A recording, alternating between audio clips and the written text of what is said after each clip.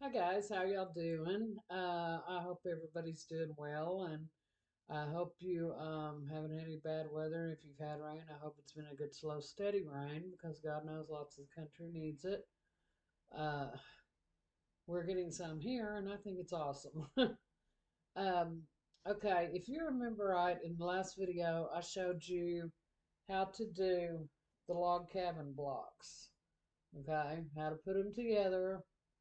Okay, and I have mine sewn together, and we're gonna make a wall hanging with this. Okay, a wall hanging is a good addition to any sewing room, living room, bedroom decor. You know, I like wall hangings personally. I think they're awesome. Now this, after you need your blocks that you've sewn together. Then underneath that you have your batting. Okay, just like a little quilt. Then underneath that, you have your backing. Okay, and this backing I chose because I think it goes really well with it. And then you're gonna sandwich it just like you do a quilt. You're gonna have your backing, your batting, then your top. Okay. Now, with something like this, to quilt it, there are several choices. Okay, you can use a small embroidery hoop, or a small quilting hoop, or whatever you choose. You can use a sewing machine.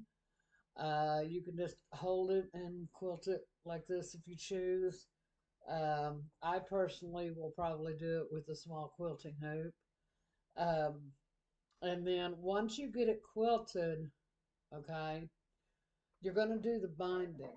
Now, again, binding is one of the simplest things you can do. A lot of people cut binding to put around things, but I don't. I use the backing as binding, okay, because it's the simple way to do it. It takes out a whole lot of the guesswork of how much binding you should cut, how big it should be, and all that. If you cut your binding, your backing, to be an inch and a half to 2 inches past the edge of whatever you're quilting, then you're always going to have plenty of binding. Okay, so I'm going to show you how to bind this. All right, we're going to take this, we're going to fold it over the edge. Okay, then we're going to pin it. Okay, now we're going to do that all the way across, and you're going to make sure your binding is even when you fold it over. Okay, you're going to take another pin, uh,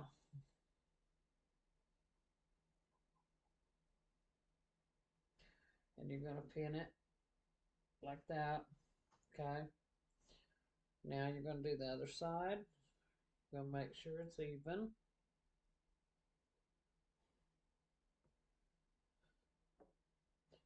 Going to pin it. Then you're going to take this and fold it over just like you did the rest, and you're going to pin it right on the corner from here over. Okay, and I'll show you why in a minute. Okay, now see, we have that pinned, and that's our binding. Okay, now we're going to turn this around, and we're going to do the same thing on this end. Always do top and bottom, side to side. Okay, that way your binding will always come out even.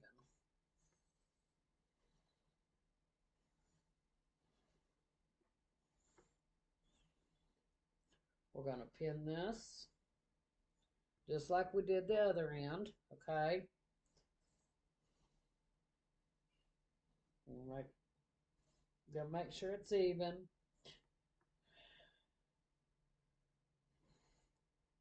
Okay,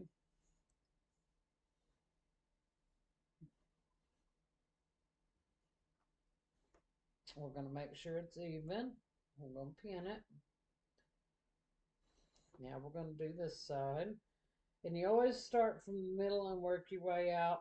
because that way it's a lot easier to keep it even when you're pinning it. Okay. And then we're going to pin this corner. We'll make sure it's even.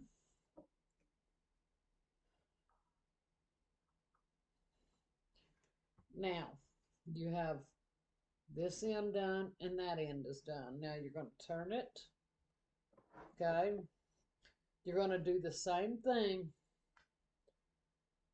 like this on these sides. You're going to start in the middle.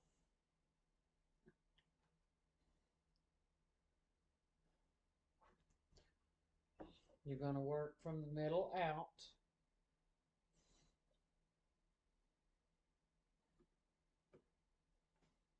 You're going to make sure it's even. And you're going to pin it.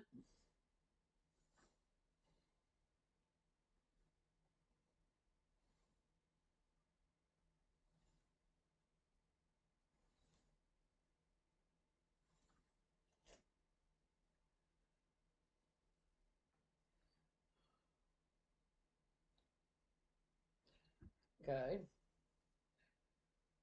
Now we're going to, oh, I forgot that corner. Dang it. That's not smart. Okay. All right.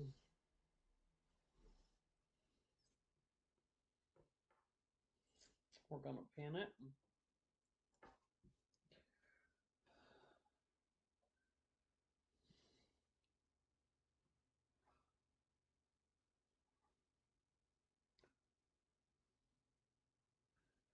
On this corner.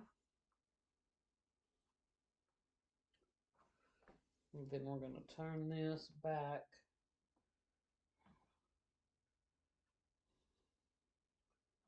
And we're going to pin that corner.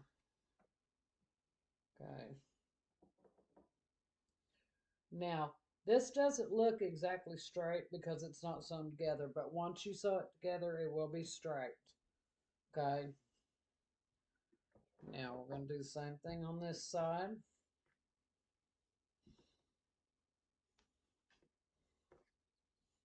We're going to pin. Okay.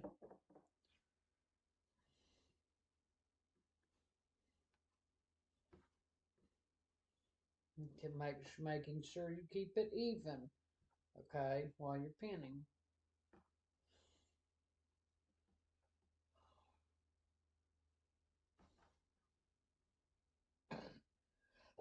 Excuse me. My allergies have been bad, but thankfully we're getting some rain and hopefully that'll help. All right. Now we're going to pin this side.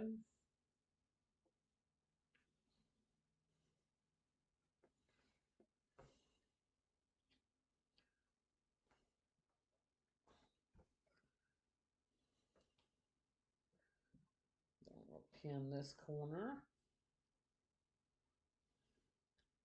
Making sure we keep it even. Okay.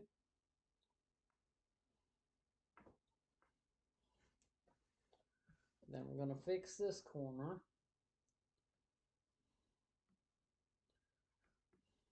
There we go. All right. Now, before, this is what it's going to look like when you have it pinned. Okay.